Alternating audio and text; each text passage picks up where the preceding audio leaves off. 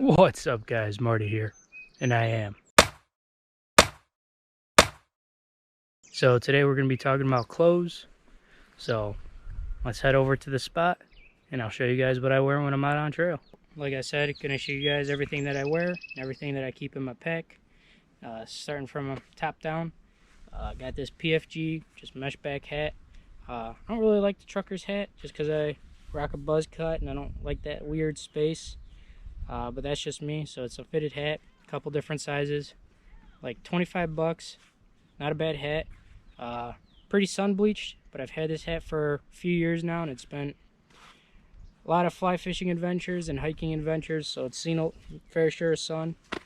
Nextly, got these Under Armour polarized sunglasses. I pretty much always wear polarized sunglasses. It's good for your eyes, helps protect them from the sun. Nextly, going to get into the shirts. So this is a Duluth Trading Armachillo cooling long sleeve shirt in a size large and a size tall. Duluth Trading is about the only company that really fits me. It's meant for, bigger dudes, but it's pretty lightweight. Got 2 chest pockets. There's no cooling vents on the back, but when you're wearing a pack, your back just gets ridiculously sweaty anyway. But the shirt dries out super fast, and really enjoy the shirt a lot. And when it's like, dead summer and it's super hot, I wear this, just out and about normally. But really enjoy this shirt. I normally keep the cuffs unbuttoned, just for a little extra breathability, but helps protect me from the sun. And yeah, underneath that, I just wear this shirt that's, I got as a gift. But it's just a synthetic shirt. It's really light. Couldn't tell you how much it costs. Weighs about 2 ounces. Also dries really quickly. Then for the bottoms, I just wear Nike Pro compression shorts. I used to wear XL Officios, but those are okay. I don't see what the crazy hype is all about. But so, playing sports all my life, I'm used to compression shorts, so I've just switched back to that. Then I actually, instead of trail runners like everyone else, I wear my rugby shorts, my old rugby shorts. These are Canterbury, very heavy duty synthetic material. It's got 2 big pockets and like a pocket on the inside for like a mouth guard or something small. But I really enjoy them. I wish there was a little more elastic in the bottom, but I'm size 37 in the waist and got really big thighs, from all the sports that I've played, so it's kind of made for people of that shape. But really enjoy them, and again, they're synthetic, so they're just shorts. Then for socks, I'm actually a double sock person, so I wear Injinji toe socks. I used to have merino wool ones, like super thin, but those wore through, so I got these little bit heavier duty ones. These are not wool, but Injinjis run big, so these are actually a size small, even though my shoe size is 11.5. But I've had these for a couple months, got, their fair share of miles on them, no issues with these. And then on top of that, I just wear merino wool Darn Toughs. These are a little more true to sizing, so these are in a size medium. Both of these are like 17 bucks a pair, so socks get pretty expensive pretty quick. But your feet are your most important thing when you're out on trail, so why not take good care of them? But I've never gotten blisters or hot spots with these, so no complaints there. I think the only time I did get a blister was like a problem with the shoe, and ended up returning those. And then the only time I got a hot spot was when those old Injinjis wore through, and they wore completely through. Both pairs of socks that weren't Darn Toughs, but no issues with these ones thus far. And like I said, a couple months, fair share of miles under them. Then we got shoes. So I'm a big believer in trail runners. I don't wear boots, haven't worn boots in a handful of years. These are Ultra Lone Peak 4.0s. Really like the Lone Peaks. I tried the Olympus, and that's how I got blisters and hot spots. Something about the cushioning just did not agree with me. I thought it would be better. Lone Peak 4.0s, really like them, enjoy them a lot. You get really good traction all year long. During the wintertime, I just wear waterproof socks, so you know my feet don't get cold from the snow. Two things though that I did that are a little bit different are I actually use a runner's knot, so it helps you get like a little tighter cinch right at the top here, so you can slide around as much inside the shoe and keep jamming up into the toe box. And the other thing is they come with this big lip on the back. Not sure why, but took a pair of scissors, cut those off. Learned that up from Darwin. But all that lip really does is kick mud up all over yourself. It's time to replace the inserts, but the shoes are still fine, and I've had these almost a year now and still plenty of traction on them. I get more traction than my buddy that's got, you know, legit boots, but really like them, really like the big toe box, especially with those Injinji toe socks.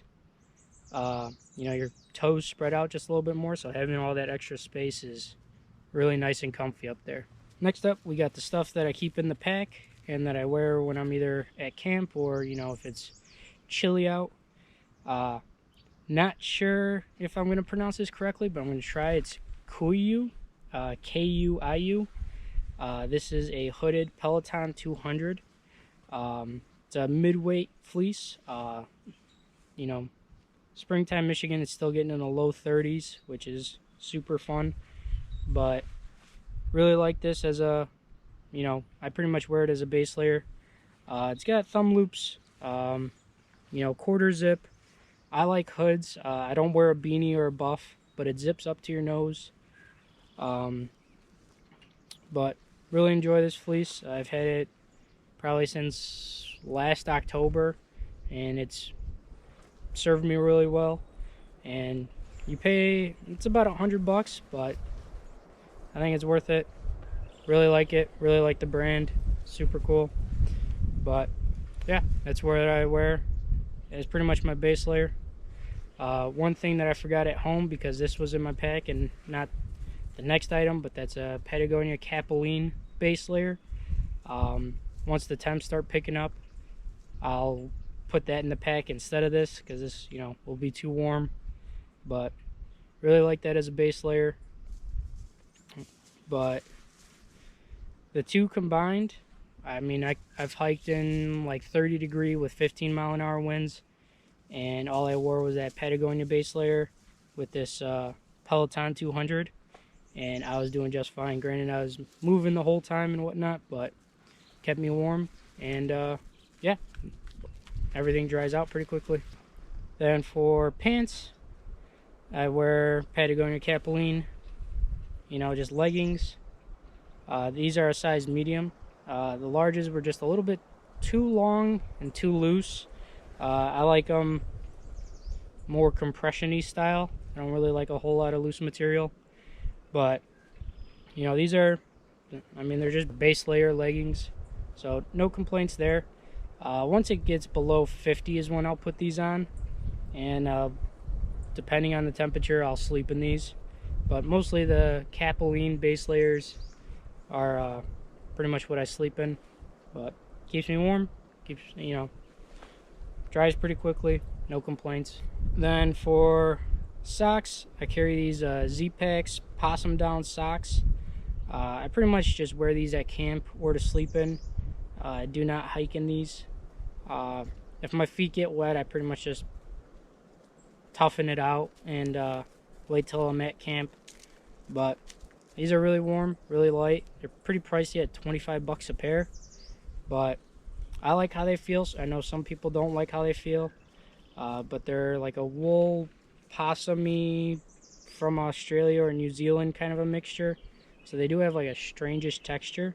I think they're comfy. I know some people don't think so, but because they're my sleeping socks, I sized up, and these are much more true to size, where, you know, the larges actually are meant for, you know, 11.5 size shoe. But yeah, no complaints out of these. Next up, we got the thing that's always in my pack year long, but I don't always wear and actually hardly wear. But that's the Patagonia Micro Puff. This is a size extra large. I think it comes in at like 10.5 ounces, like 300 bucks, so it's pretty pricey. But it's a synthetic material, fully synthetic. which I think is better. So if it does get wet, it'll keep you dry. It's got two pockets on the outside that are decent, but the thing I really like are these really big drop-in pockets on the inside. They're super big.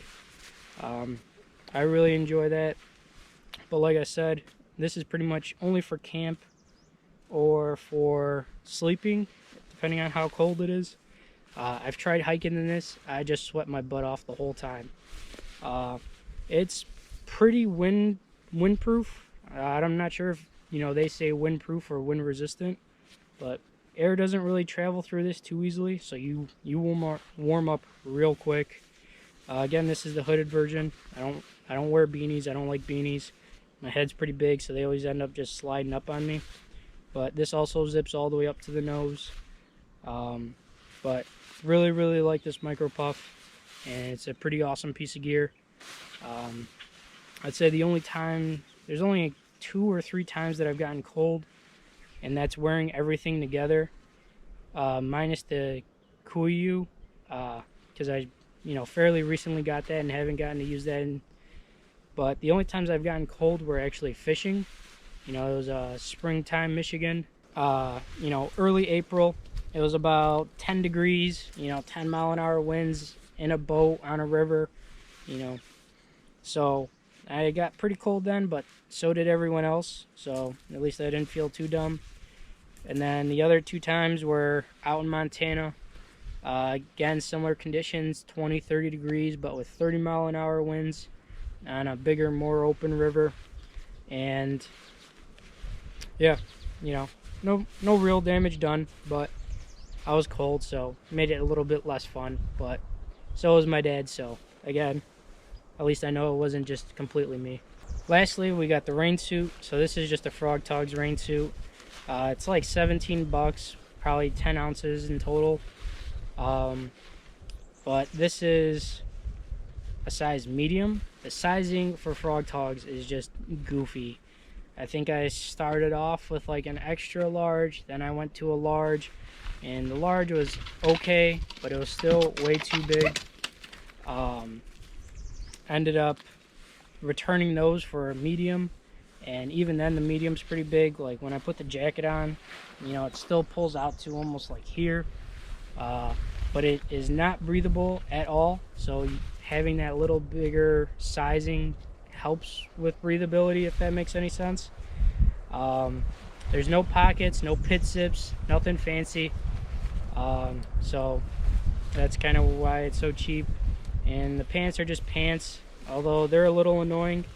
There's elastic in the waistband, but there's no way to cinch it or tighten it up. And there's no elastic or any way to cinch up the bottoms. So you end up wearing them a little bit higher, and I kind of use the hip belt of my pack to keep them up. But no issues out of them. Instead of paying, $200-300 for something super light, and you get a tear in it, you could just fix this with duct tape, and once it gets to that point, you just toss it and get a new set. It's much more of a disposable item. So yeah, that was everything that's in my pack and that I wear when I'm out on trail. If you liked what you saw, give me a thumbs up. If you have any questions, leave them down in the comments. Links to everything is going to be in the description. But thanks for watching, and I'll see you in the next one.